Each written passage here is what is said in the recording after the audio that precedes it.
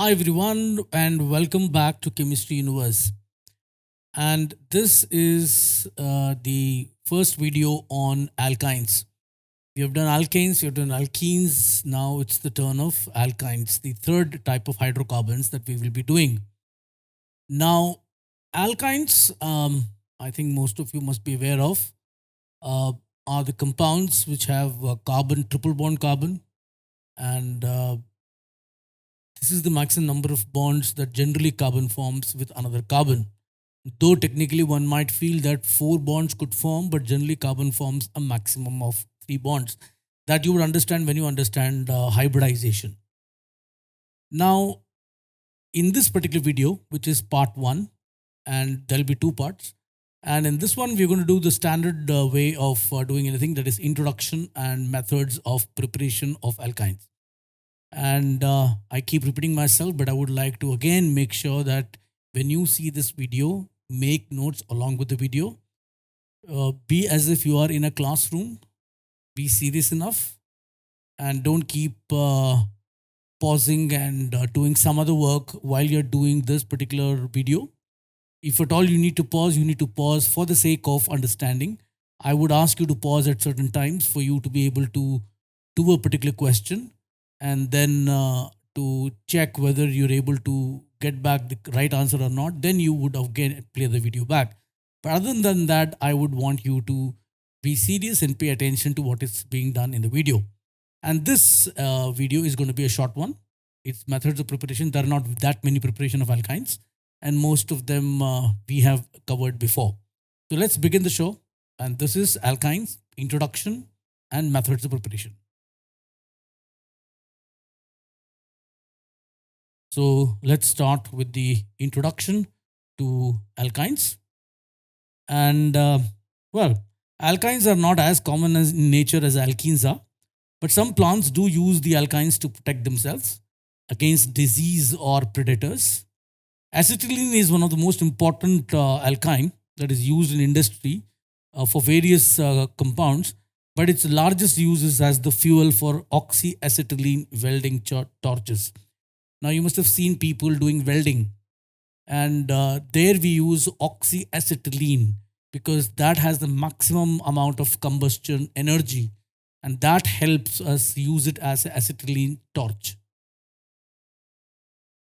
Alkynes are hydrocarbons that contain carbon carbon triple bond with general formula CnH2n minus 2, and they are isomeric with dienes. We know this.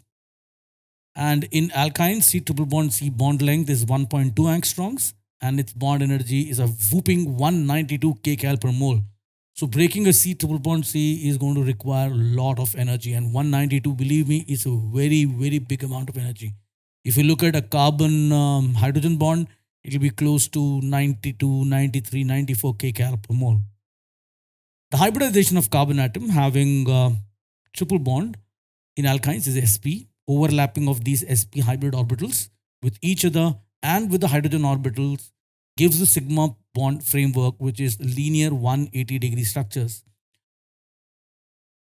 So you must have read this in chemical bonding, that a carbon atom that is hybridized has sp, sp2, sp3 hybridization.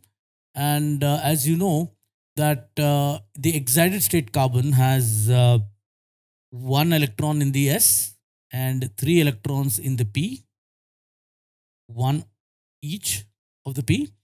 It does sp hybridization because the carbon has only two other atoms to bond with, a carbon and an H. So it will form only two sigma orbitals, two hybridized orbitals, one bonding with H, another bonding with C. And the same happens with this C also. And then it has got two unpaired electrons in the two p orbital which are perpendicular to this. So if the internuclear axis were Z, and if this axis were, let's say, Y, and this axis were X, then the bonding happens in the Z axis, and the X and the Y axis have p orbitals which have unpaired electrons. So that is the way things happen, and that is why we say the framework of the molecule is linear.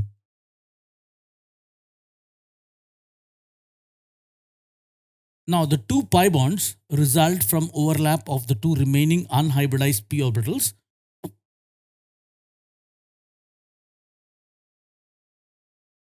The two pi bonds result from an overlap of the two remaining unhybridized p orbitals on each carbon atom.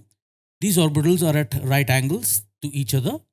One p orbital overlaps with the p orbital of the other carbon atom, forming one pi bond with electron density above and below the C sigma bond, and the other with electron density in front and in back of the sigma bond. And this results in a cylindrical pi electron cloud around the sigma bond.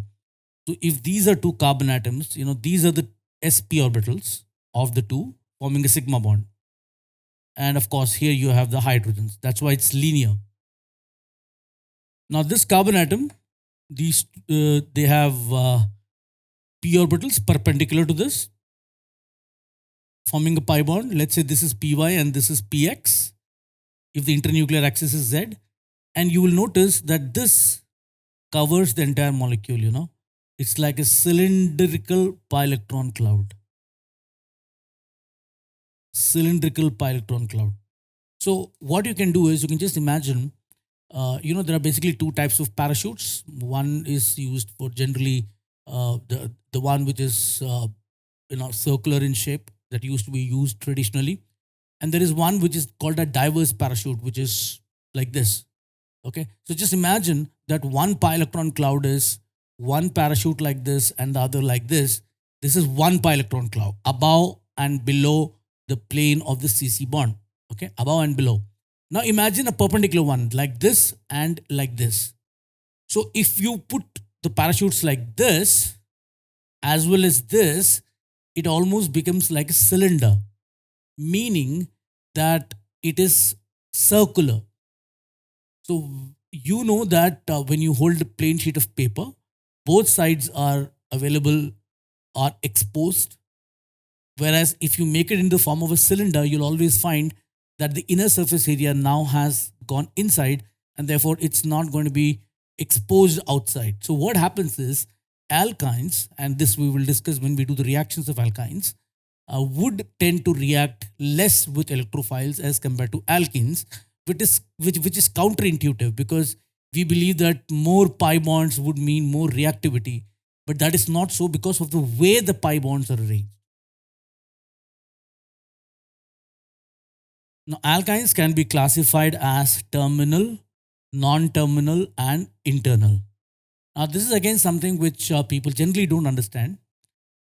One can understand between a terminal and a non-terminal. A terminal alkyne is one which contains hydrogen.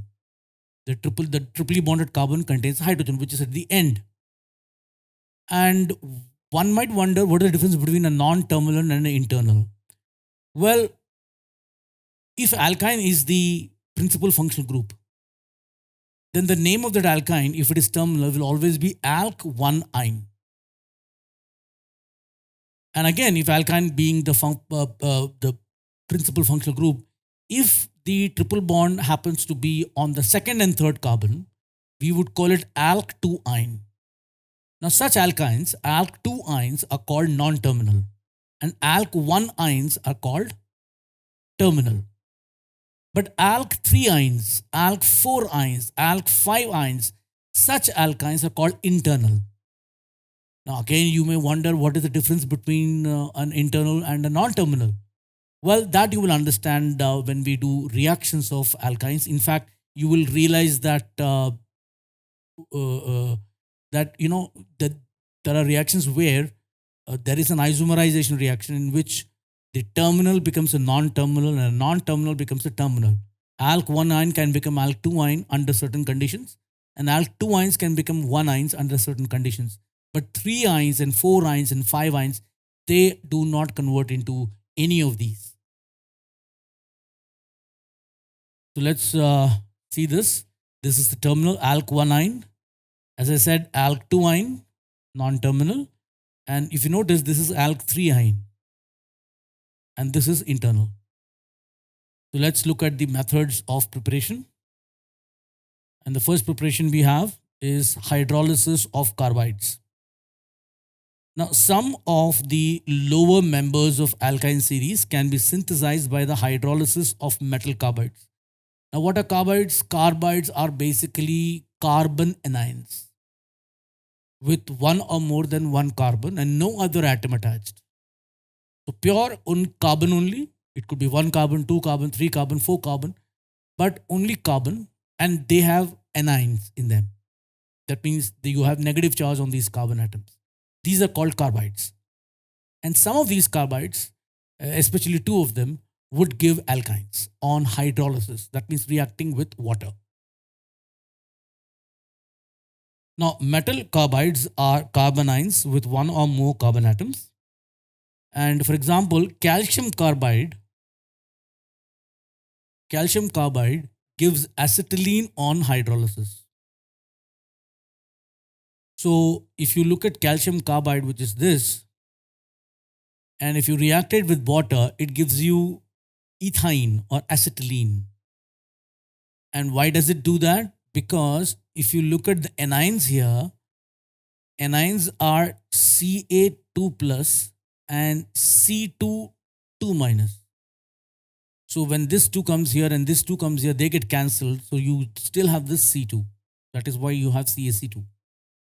Now C2 2 minus is basically C triple bond C with two negative charges on either carbon.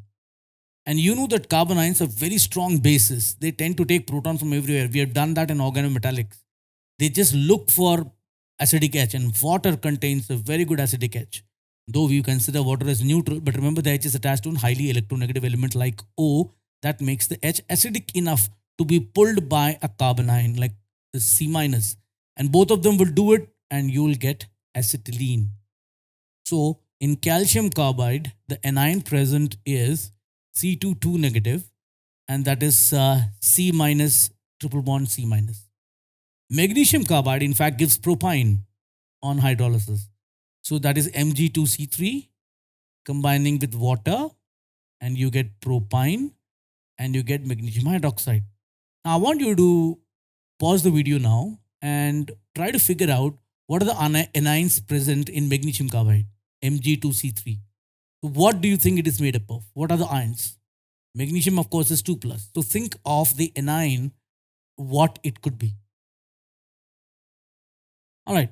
So I think this is pretty simple to understand. Mg2 plus is there. Now, now we have here C3 4 negative. So that when the 4 comes here and the 2 comes here, so the 4 and the 2, so that becomes 2 here. That takes care of this 2, and this 3 remains as it is. So what is C34 minus? C34 minus is this. One carbon singly bonded 3 minus, one carbon triply bonded single minus, and both of them take respective H. That's why we have 4H2O, and you have propyne being formed. So in magnesium carbide, the anion present is this carbon ion. Now, aluminium carbide and beryllium carbide do not form any alkyne on hydrolysis because they give methane, because they contain C4 minus. So if you want to know the formula of Al4C3, the ions in this, it will be Al3 plus and C4 minus. So one carbon with 4 minus, what do you think will happen? It will take 4H and form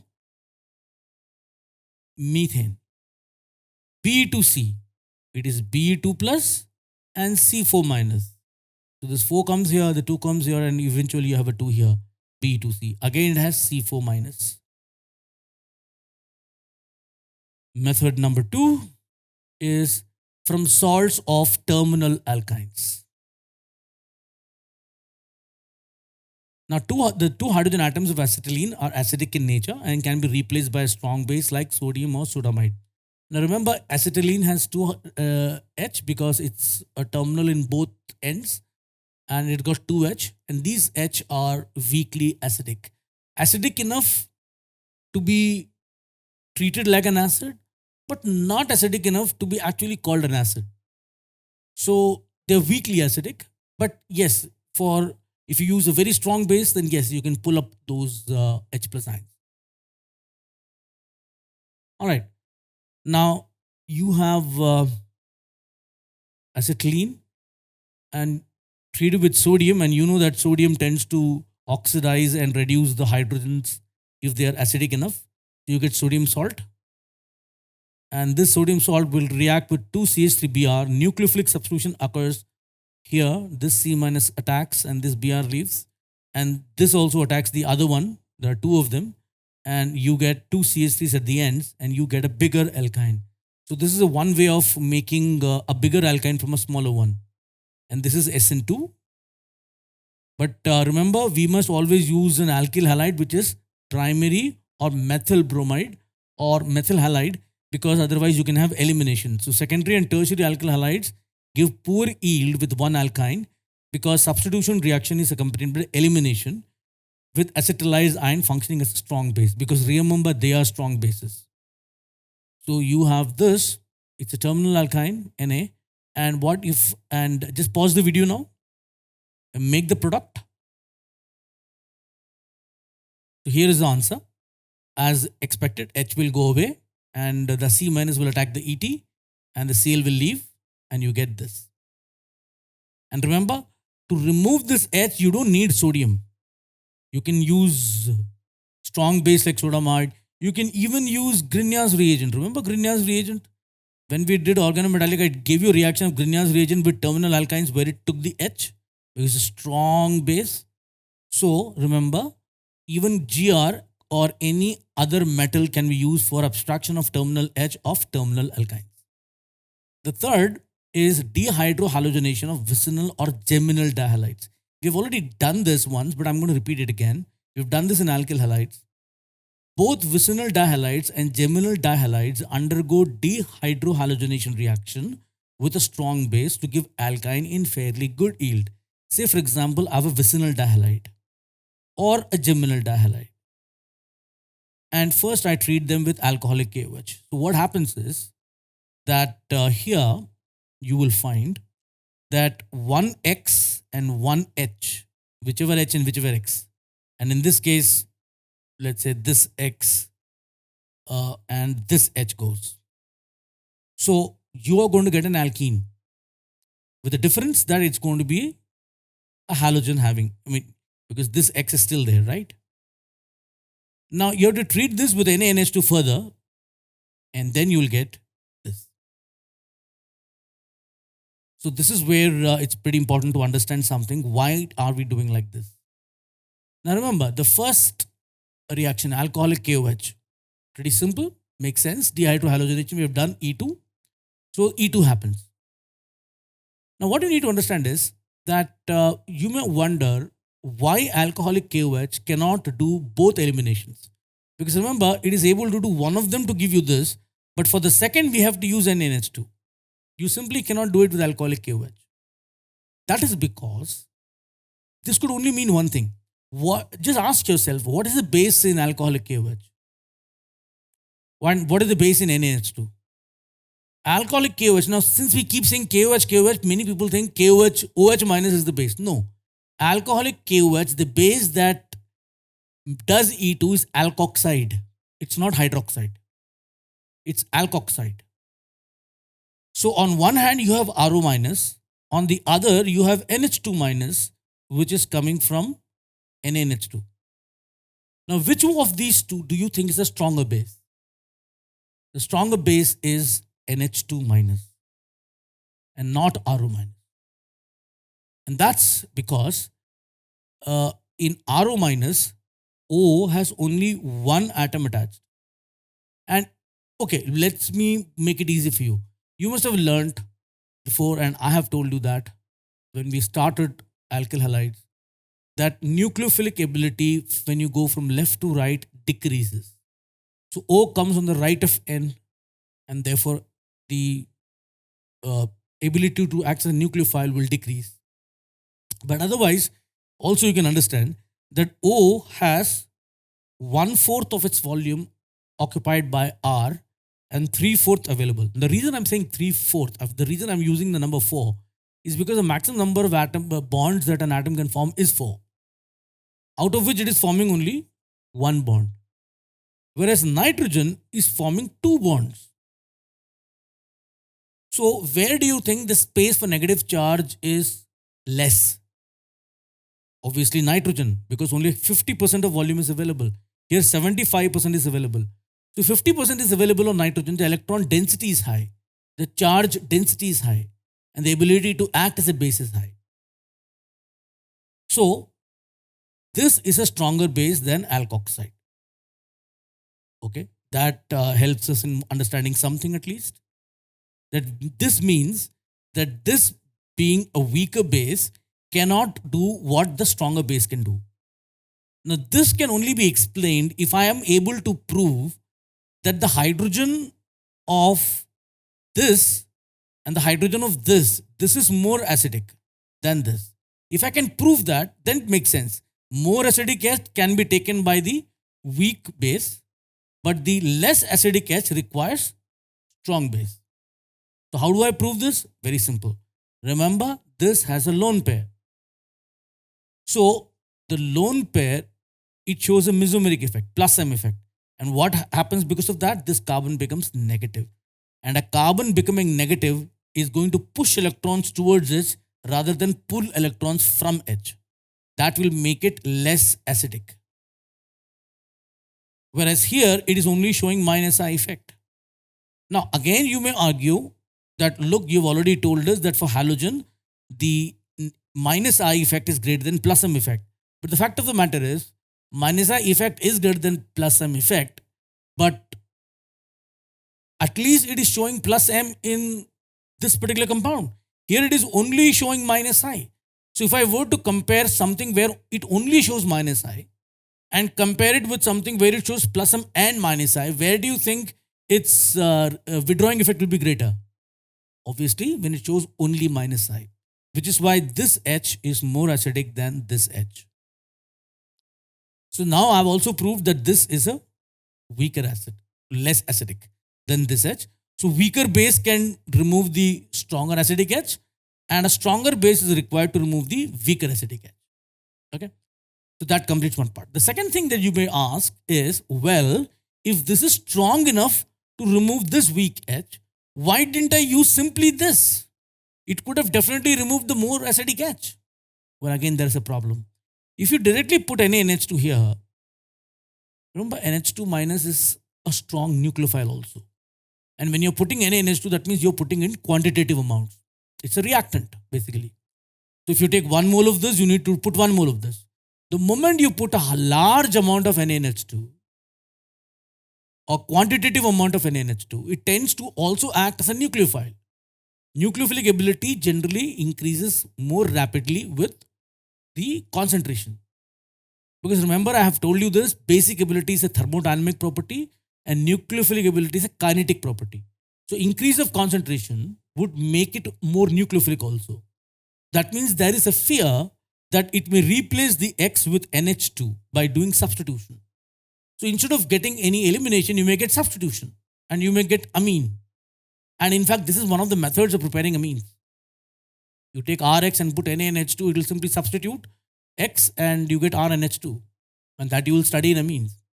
So we don't put NaNH2 in the beginning simply because we don't want substitution to happen. We just want elimination to happen. Now that will lead you to another question. You will say, all right, fine. We understand why we cannot put NaNH2 in the beginning. It will do substitution. So we use alcoholic KOH. Alcoholic KOH anyway cannot do substitution because the alkoxide is very low in amount. So it will do elimination.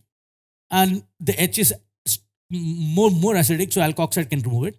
But the alkoxide is not capable of removing the second H, which I have proved is less acidic. And therefore NH2 minus is able to remove that. So you may say that if I cannot put NaNH2 in the beginning because of the fear of substitution, why isn't substitution happening in the second case? Why isn't this NH2 substituting this X? Well, we have an answer for that. Remember, it's a vinylic halide. And I've already told you, vinylic halides do not show substitution, mainly because the pi-electron cloud will not allow the nucleophile to come close. Moreover, there is a partial double bond character due to the plus M effect of X. And this partial double bond character makes X leave less. Therefore, nucleophilic substitution on vinylic halides is not seen. And therefore, there is no fear of substitution here, so we can use it. Alright, now that we have answered all of those questions, let's see them in writing. Alcoholic KOH cannot do both the eliminations because it's a weaker base than NaNH2. The reason why a stronger base is required for the second elimination reaction is that vinylic halides are less acidic than alkyl halides. As I said, this plus M effect. Now the lone pair double bond conjugation enables Br to show its plus R or plus M effect, thereby causing the carbon from which the hydrogen, from which the proton is to be lost to become negatively charged, thereby decreasing its acidic nature. Though for halogens minus I does dominate over plus M, but compared to the saturated dihalide where only minus M occurs, minus I occurs, vinylic halides are less acidic, as in the former only minus I effect occurs. But then the question comes, why can't we just use NaNH2? If it can abstract the proton from a less acidic vinylic halide, then it can certainly do so from a more acidic saturated dihalide. We don't use NaNH2 because that would cause an increase in the concentration of NH2-, which would then behave as a nucleophile than as a base and cause substitution to yield amines. Then comes the question, then why doesn't NaNH2 cause substitution in vinylic halide? Well, because the vinylic carbon are electron rich due to pi electron cloud, so nucleophiles cannot approach them directly. Moreover, the CBr bond is partially double, so it won't be a good leaving group. Remember, elimination of vicinal dihalides can also give you alkadines, the 1,2 and the 1,3 alkadines, but the major product is always an alkyne. Meaning, what I'm saying is, this is vinylic, and if you do alcoholic KOH, it can even give you this, in fact, and this also, the first being more than the second. But we generally find that if you take a limited amount of alcoholic KOH, so that it can do only one substitution, then you will find that the major product formed here would be this. And then you put NaNH2 so that you can get a triple bond here. The next preparation is the dehalogenation of Vic tetrahalides. So vicinal tetrahalides, remember we did dehalogenation in the case of alkenes? Well, this is dehalogenation happening twice. So we use zinc in alcohol, so you put zinc dust, and of course you'll put twice the number of zinc that you would put in alkenes, and zinc X2 comes out and you get an alkyne. And remember, this again we have done by heating Ag powder with 1,1,1 trihalides. We did this in alkyl halides. So CHI3, 6Ag and I3CH, and remember we used to get AgI and get an alkyne. We don't need to know the mechanism for this, which is why I'm not showing you the mechanism. It's not required. And remember, in questions, they will not always write 6Ag.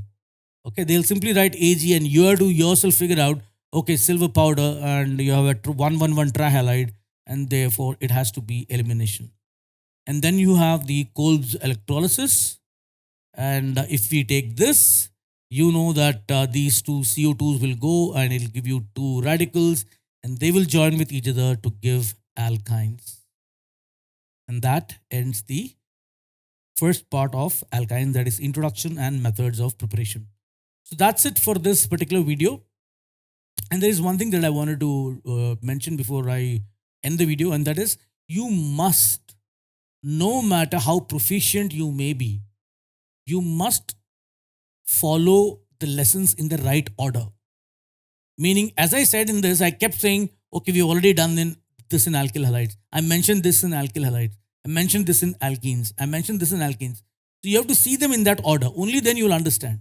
Because this entire video, this entire presentation, everything has been created keeping in mind what I have told you in the beginning.